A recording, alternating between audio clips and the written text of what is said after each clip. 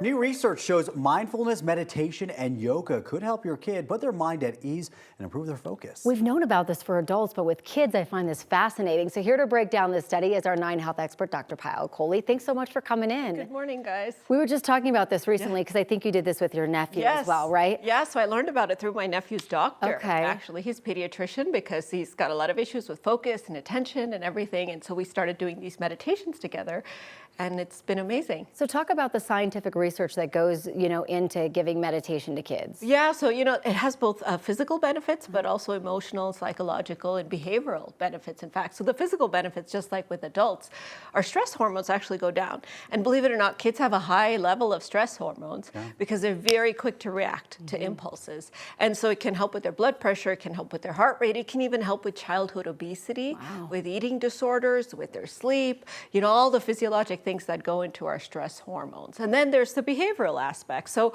one of the things that kids' minds don't do well is to regulate their emotions. They're very quick to react. That's why I was just with my niece last week. You take something away, the tears come right away because the emotions are sort of on their sleeve. So this helps them to take a step back from their emotions, to regulate their emotional brain a little bit, to improve their focus, their concentration, their attention, their behavior.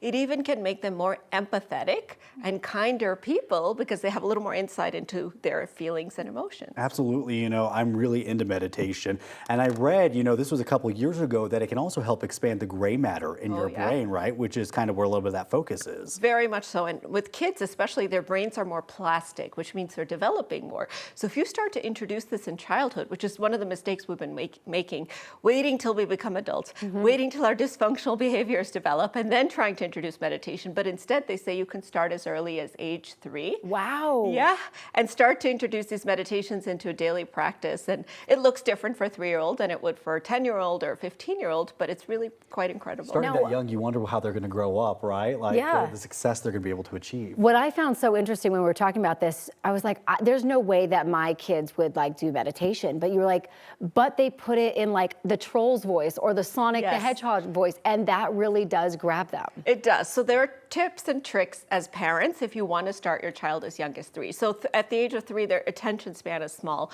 So you want to limit to 1 to 2 minutes. You don't want to go longer than that. But as they get older, you can start to extend it out. You want to make it either a story or something playful like a game. And you want to reach for easy meditations like breathing, sensory awareness. Can you feel your toes on the ground? But also, other types of meditations like body scans are really easy for kids to do. So where are your fingers in the air? Where are your toes in the air? Those types of meditations. And you put them in a Troll's voice, or my nephew loves Mario.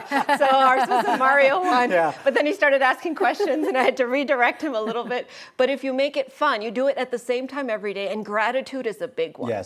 So at bedtime, I would highly recommend a minute of gratitude, just reflecting on the day, what went well, what was difficult, and that really helps to kind of incorporate that into their routine. Yeah, good advice for people of all ages, really. One quick question, we have about 20 seconds left. We've been talking about ADHD. I'm just curious if this can help with anything else, though, too. Very much so, with autism, with PTSD, with eating disorders, even kids that are acting out, falling into bad company, having substance use issues like our adolescents, it can really help. And I would encourage you to add yoga in there as well.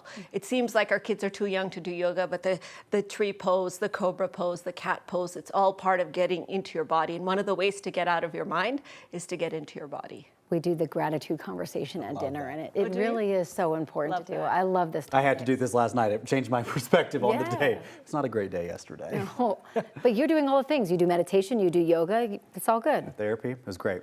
Your gray matter looks good. Dr. Coley, thank you. And by the way, you can find all of Dr. Coley's appearances at 9news.com/Dr. Coley.